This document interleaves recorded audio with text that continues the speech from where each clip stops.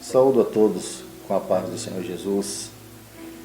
Em primeiro lugar, quero agradecer a Deus por esta oportunidade de transmitir a sua palavra. Agradeço também a equipe da TV Sudeste pela oportunidade de levar essa palavra de Deus aos ouvintes. Quero que aqueles que nos assistam sejam abençoados por essa palavra e que se inscrevam no canal da TV Sudeste, no YouTube, e que Deus abençoe. Vamos então ao nosso texto, à nossa meditação. Primeiro livro de Samuel, no capítulo 1, versículos 12 e 13. E sucedeu que, perseverando ela em orar perante o Senhor, Eli fez atenção à sua boca. Porquanto Ana, no seu coração, falava, e só se moviam os seus lábios, porém não se ouvia a sua voz, pelo que Eli a teve por embriagada. E disse-lhe Eli: até quando estarás tu embriagada? Aparta de ti o teu vinho. Esta mensagem, ela é uma homenagem às mulheres, às famílias. Esse texto fala de uma mulher muito importante nas Escrituras. Importante pela sua dedicação, pela sua resiliência. Importante porque ela foi uma mulher muito dedicada à sua família. Mas assim como Ana recebeu uma grande bênção, ela também teve grandes desafios. A história diz que Ana, casada com um homem chamado Eucana, esse Eucana tinha outra esposa chamada Penina. Penina tinha filhos, Ana não. A Bíblia diz também que Ana, Deus cerrou a madre dela. Deus mesmo impediu que ela gerasse. E isso para ela foi uma grande tristeza, porque Penina martirizava, a humilhava, e ela ficava dias sem dormir, sem comer, triste, chorando. O marido a amava muito, Eucana amava muito Ana, e dizia para ela: por que choras tanto? Por que está tão triste o seu coração? E ela dizia: eu preciso de um filho, eu preciso orar, eu quero ter um filho.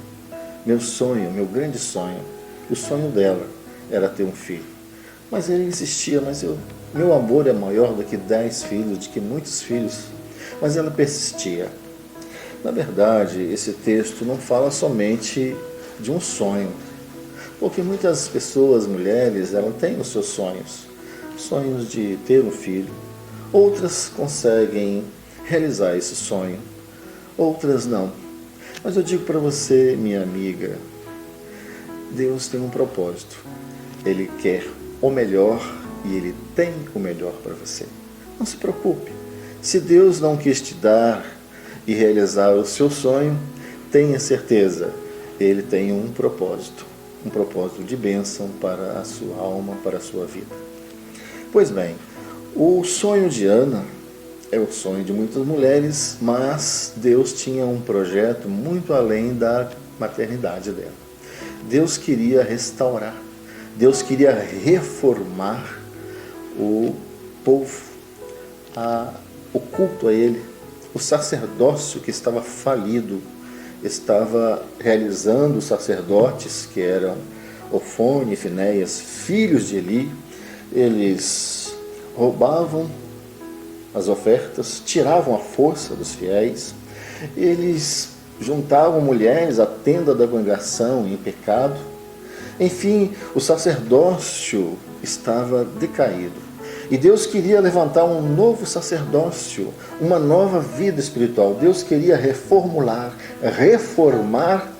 Israel, a vida espiritual do povo dele, do povo de Israel. Quando nós vemos na Bíblia a respeito da reforma, nós podemos ver também Lutero. Lutero, ele dizia que recebera 2 presentes. Um era a salvação em Jesus, de ter conhecido Jesus. E o outro presente era de ter conhecido a mulher dele, Catarina. Ela era tão dedicada à família e a ele, que um certo dia, quando ele estava muito triste pelas perseguições, ele quase não comia, ele não dormia, e a esposa dele se vestiu de luto, de preto. E ele, quando chegou no quarto, viu a esposa vestida de preto, de luto, e perguntou: quem morreu? E ela respondeu: Deus morreu. Deus morreu, mulher? Como? Deus não pode morrer. Para você, Lutero, Deus morreu. Quantas coisas maravilhosas Deus fez na sua vida, e agora você está desse jeito, como se Deus tivesse morrido? Assim era aquela mulher. E eu passo a dizer que, por detrás, ao lado e à frente de grandes homens, estão grandes mulheres. Deus não facilitou nada para Ana, de forma nenhuma. Deus cerrou a madre dela, porque o Senhor Deus queria gerar um milagre. Deus não fez assim diferente com Sara, a esposa de Abraão. 90 anos de idade, teve um filho chamado filho da promessa, Isaac. Deus não fez diferente com Rebeca, também estéril, e Deus deu um filho. Deus não fez diferente com Sara, ou seja, os grandes patriarcas, os grandes ícones da nossa Bíblia, que são exemplos de fé, de perseverança, de bênçãos, foram gerados por milagres, por mulheres estéreis. Eu lembro da reportagem de um famoso atual, Cristiano Ronaldo, do CR7. Ele dizia, perguntaram a ele, os repórteres, por que ele não construíram uma casa para a mãe dele. E ele respondeu: olha, quando eu precisei da primeira chuteira para jogar futebol e para treinar, minha mãe fez faxinas à noite, trabalhava à noite para comprar a primeira chuteira. E eu quero que ela esteja do meu lado, todos os dias. Diferente não era Maradona. Eu tenho aqui uma reportagem na revista Veja, que Maradona ligava para a mãe todos os dias, ou a mãe ligava para ele, e ele dizia: eu aceitava os conselhos da minha mãe. Mas ele conseguia fazer grandes dribles, mas não conseguiu driblar o vício. São coisas do destino. Eu gostaria de falar uma coisa para você, ó mãe, que Deus, Ele gera milagres. Deus realiza maravilhas e quer realizar essas maravilhas na sua vida. Samuel foi um milagre, mas Deus cobrou um preço de Ana. Ana quer dizer graciosa, graça. E um dos pilares da reforma lá em Lutero, lá por Lutero, foi salvação pela fé, mediante a graça de Deus. Ou seja, você não precisa, você, meu amigo, minha amiga, não precisa pagar o preço da seu carro, da sua casa, dar o bem para a sua salvação, para a sua bênção. Você não precisa pagar nada, um preço já foi pago, até ela está aí, a dívida já foi paga, a sua dívida já está paga, ou seja, a salvação pela graça.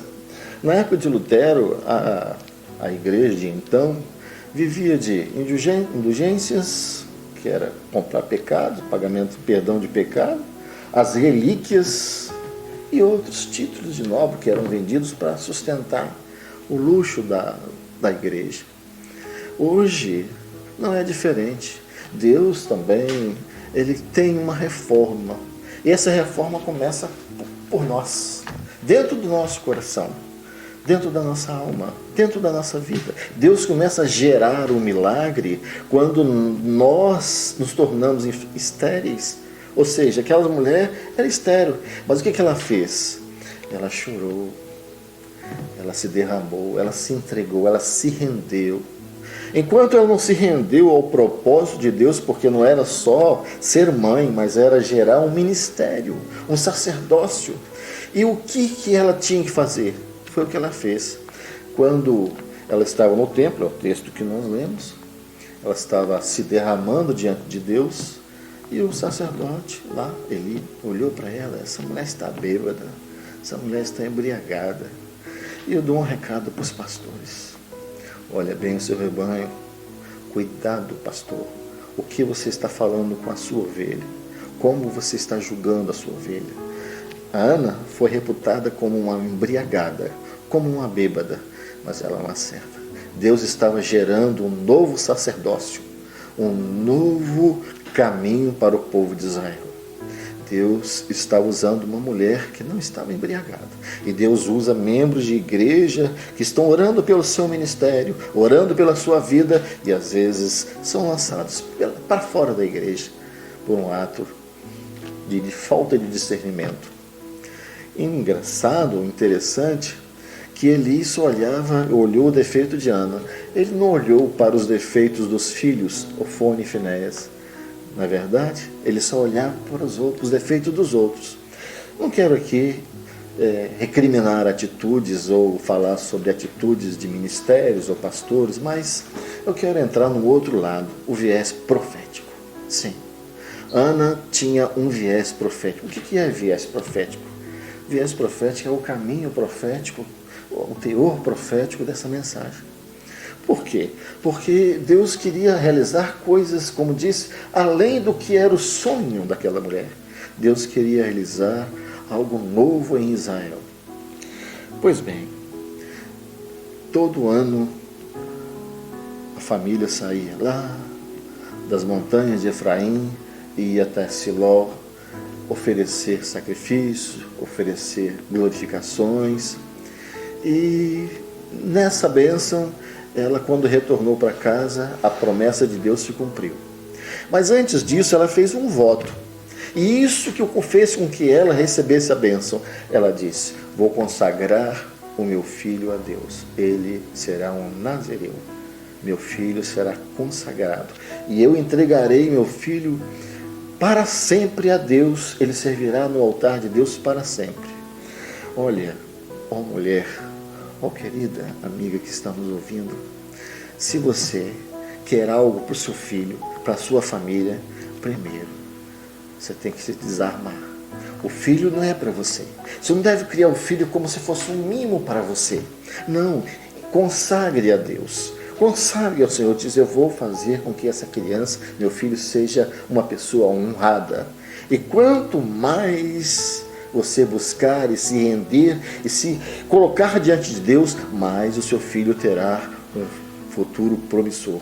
As suas lágrimas de hoje serão o futuro lá na frente da sua vida, o seu futuro da sua família. O viés profético foi justamente quando ela teve o filho e consagrou o filho. Samuel desmamou e ela entregou lá no altar de Deus, na obra de Deus, e ali ele ficou. Todo ano ela levava as túnicas para o menino se vestir. Ela costurava, ela tecia. E você precisa tecer o futuro do seu filho. Cada ponto que ela dava naquela roupa de sacerdote, era uma lágrima. Onde está Samuel? Será que ele dormiu? Será que ele se alimentou bem? Vou orar por ele. Era uma oração, era uma lágrima. Eu estou comovido, porque eu lembro de várias mulheres. Sim. Você quer que seu filho tenha que destino? Então derrame as lágrimas agora por ele. Enquanto você tem oportunidade de criar ou de gerar, não numa redoma protegida, mas diante de Deus, corrigindo, exortando, ensinando e tecendo um viés de futuro na indumentária dele. As vestes de Samuel foram tecidas assim, profeticamente, com amor e com lágrimas. Lembro-me do encontro de duas mulheres à porta da delegacia. Esse fato me chegou.